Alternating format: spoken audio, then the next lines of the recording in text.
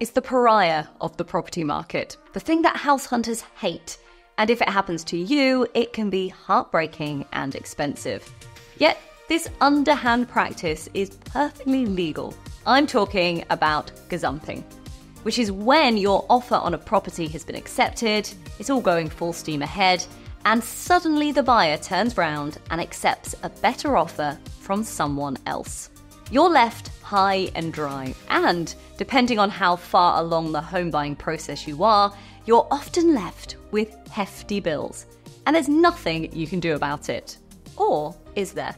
Not many people are aware that there are a number of ways you can protect yourself against gazumping. By the way, if you love this kind of insider info, make sure you subscribe to our newsletter. It's full of expert advice, top property tips and news, and it's completely free. Just follow the link with this episode, and of course, make sure you're subscribed to this channel. Gazumping happens when your offer on a house is accepted, but the property stays on the market. Now, the estate agent is perfectly within their rights to do this until you and the seller are both legally locked in by exchanging contracts. In fact, the agent's job is to try and get the best deal possible for the seller. And so, until contracts are exchanged, it's in the seller's interest to keep marketing the property. But before you get to exchanging contracts, the buyer has racked up survey and legal fees and still has to pay them, even if the sale falls through. In Scotland, property law manages the process in a different way. Once an offer is accepted, further offers can't be considered. So, what can hopeful buyers in England and Wales do? One way of preventing gazumping is to remove the competition.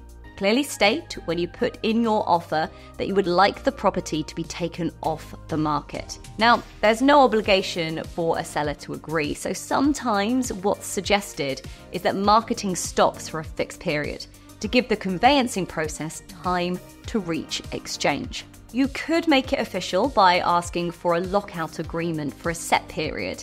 In return, don't be surprised to be asked to pay a non-refundable deposit. You'll need to get your solicitor to draw this up and handle the payment. Another option is to take out home buyer protection insurance.